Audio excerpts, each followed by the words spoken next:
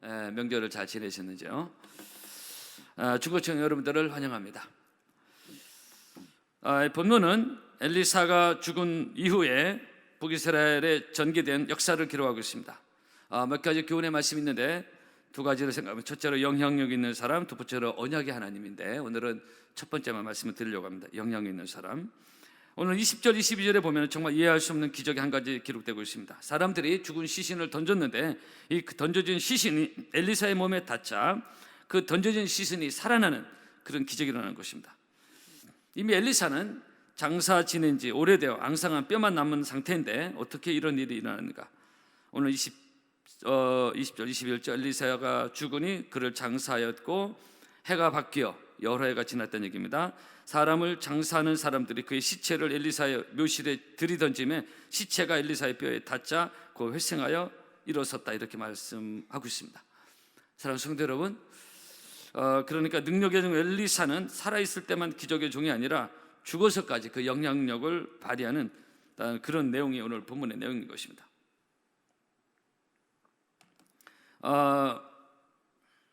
우리나라 전통적 매장 문화와 우리나라에는 전통적으로 매장 문화인데 요즘 다 화장 문화를 하고 있죠. 이 중동의 장례 문화는 완전히 다른 것입니다. 그 당시 중동은 관을 사용치 않고 단지 시신을 동굴 무덤 속에 안치하는 것이 관례였습니다.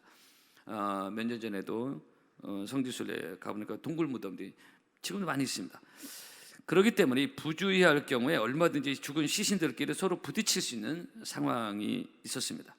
그렇게 엘리사의 죽은 뼈에 어느 시신이 닿게 된 겁니다. 그런데 그 던져진 시신이 다시 살아나는 기적이 일어난 것입니다.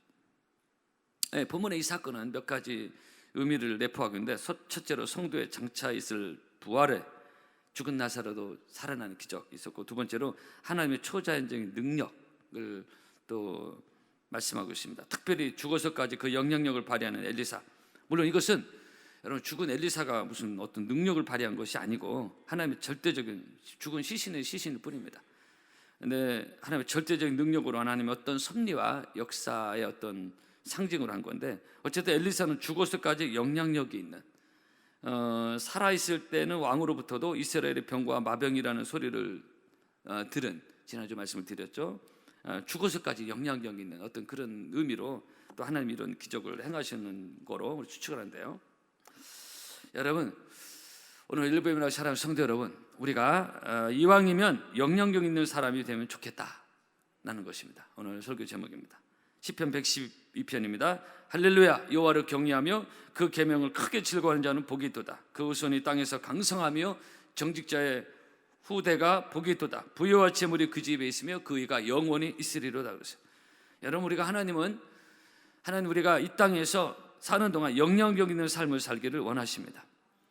이제 대선이 코앞인데 연이어 지자체 선거까지 치러지는데, 정말 하나님을 잘 섬기는 믿음의 대통령, 그리고 선한 영향력을 끼칠 수 있는 그런 믿음의 정치인들이 많이 나와서 이 나라가 하나님 말씀의 토대 위에서 건강하게 바로 설 수 있도록 우리는 계속 기도해야 될 줄로 믿습니다.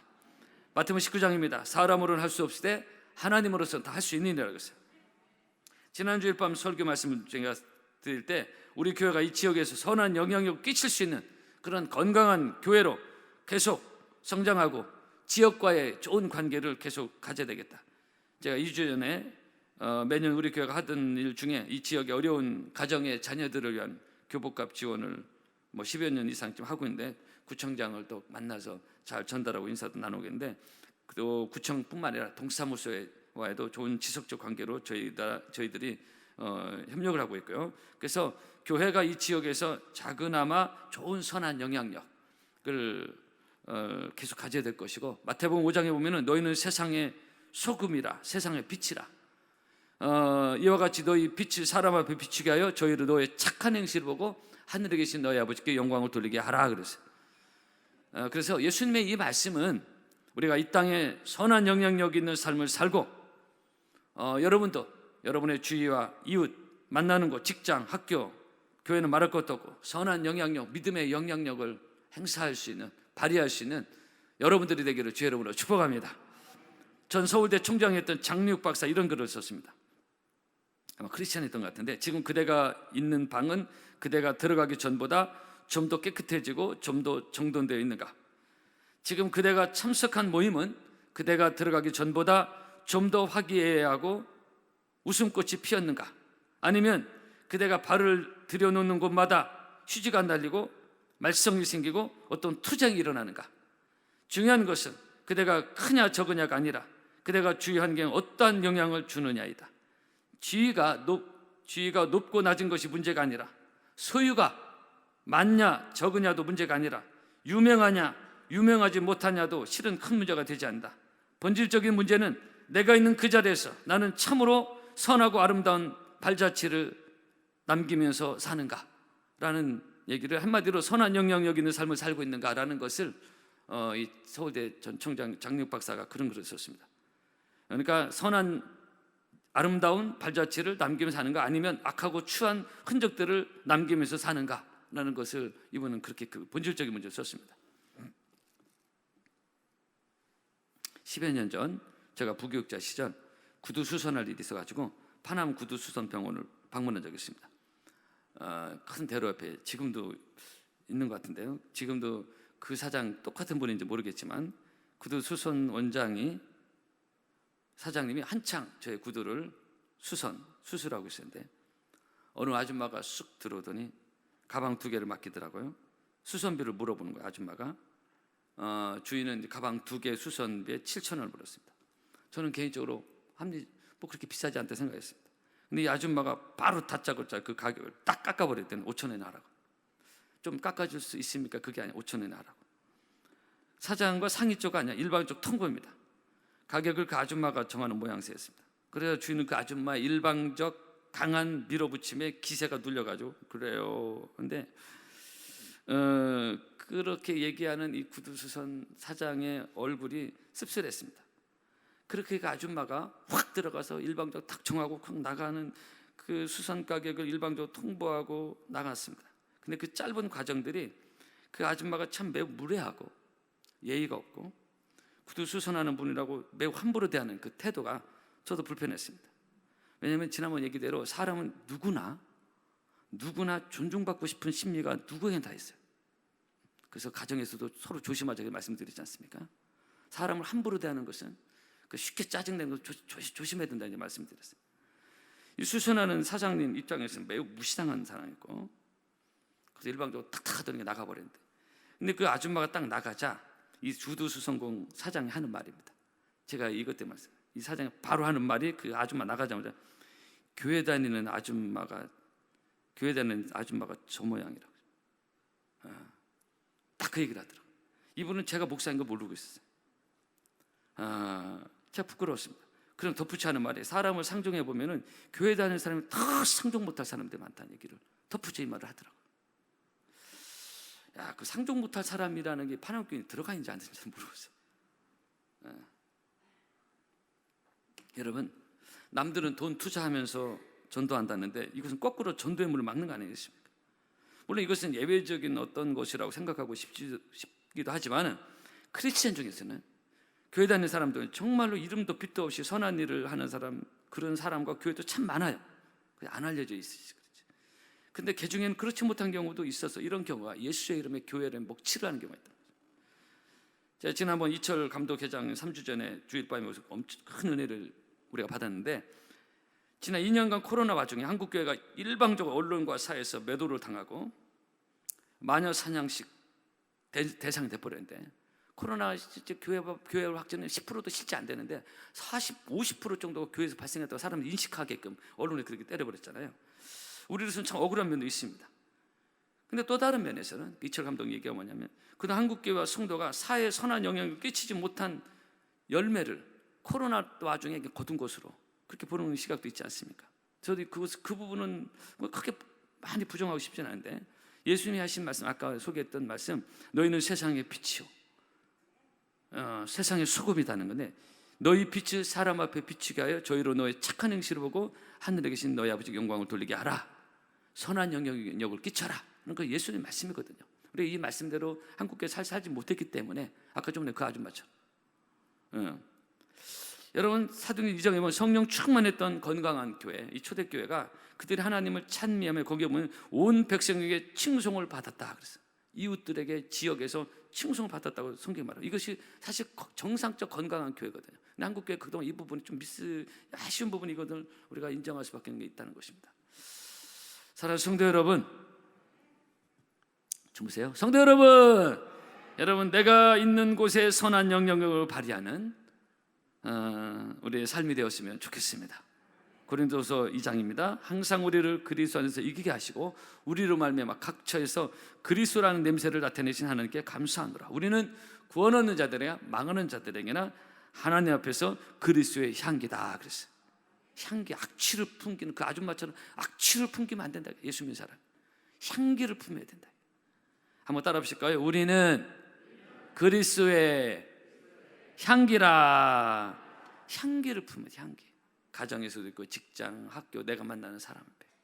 왜냐하면 우리가 예수 믿는 사람이라는 닉네임이 붙어있기 때문에 그렇습니다.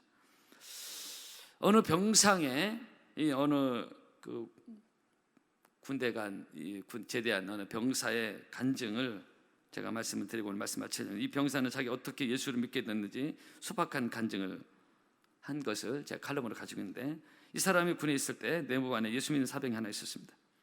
이때 이분은 고참이었고 20여 년 전 얘기인데, 이 당시 군대는 직간접 구타와 집단 괴롭힘이 버젓이 있었던 시절입니다.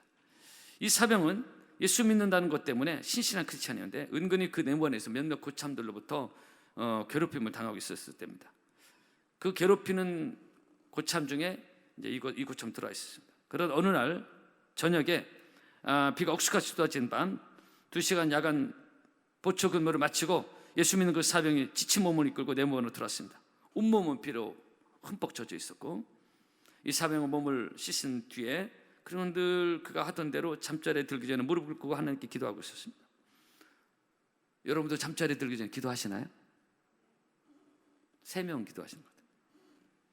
저는 어렸을 때 그 원로 목사님이 가르침 중에 여러 가지가 있었는데, 매일 잠자리에 들기 전 하나님께 무릎 꿇고 기도해라.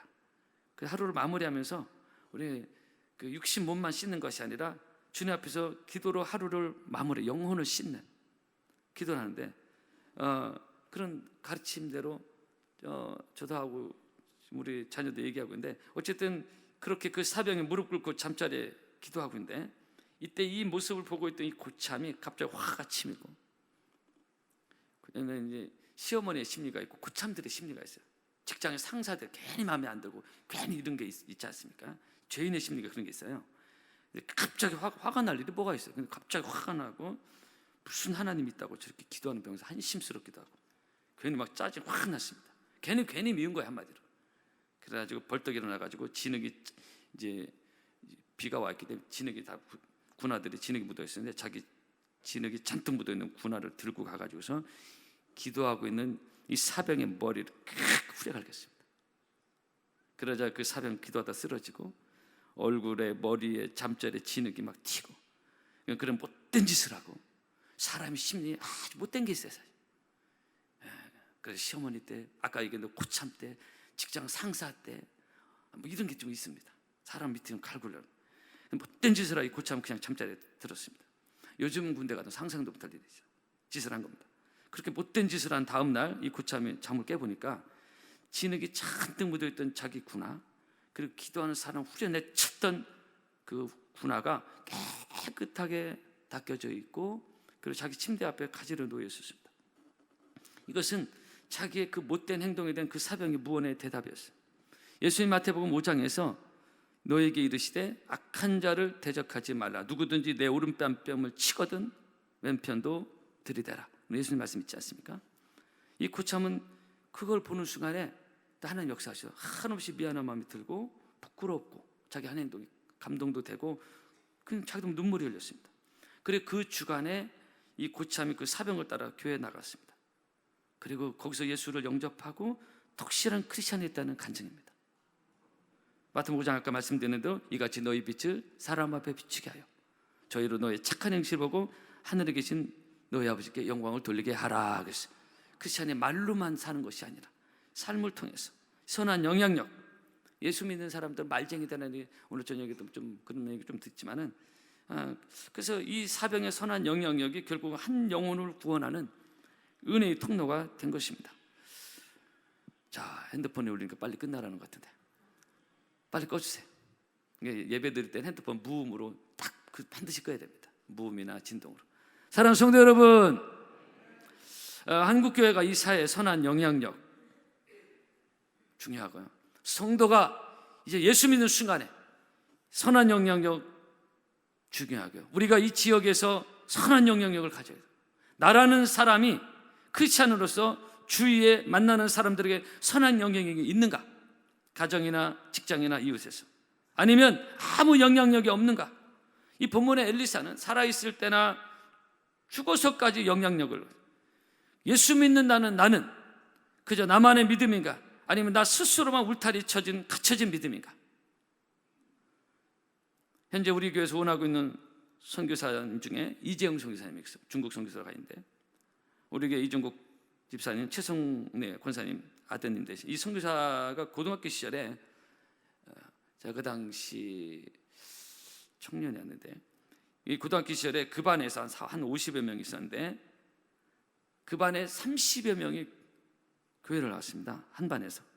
전도를 했냐? 물론 전도도 전도지만은 상당수 친구들의 말이 같은 반이니까 매일 보잖아요. 얼마나 서로 잘하겠어요. 친구들의 그 말이 지금도 생각납니다. 재웅이가 믿는 예수, 재웅이가 다니는 교회 나도 가고 싶다. 도대체 이 재웅이라는 이 선교사가 같은 반에서 어떻게 생활했길래 30여 명이 떼거지로 그 반에서, 한 반에서 아마 선한 믿음의 영향력이 당연히 있었겠죠. 어떤 삶의 감동을 준 겁니다. 그렇죠? 말이 필요 없는. 그래서 우리는 말로도 전도할 수 있고 또 우리 삶이 전도제가 되는 것이죠. 사랑하는 성도 여러분, 주님은 우리가 이 세상에서 선한 영향력 있는 삶을 살기를 원하십니다. 학교나 이웃이나 직장이나 맛을 잃은 소금이 되어서 사람들에게 무참히 짓밟히는 삶이 아닌, 예수 믿어 살지 못하지 다 하면서 인정받지 못하는 그런 삶이 아니라 어두운 세상에 예수의 빛을 비추고 맛을 잃어버린 이 세상에 예수의 참맛을 내는 그런 선한 영향력을 가진 사람과 교회가 되기를 주님은 원하시고 계신 것입니다. 여러분, 우리 교회가 여러분의 삶의 현장에서 이런 은혜의 삶이 있기를 주의 이름으로 축복합니다. 축복합니다. 찬양하겠습니다.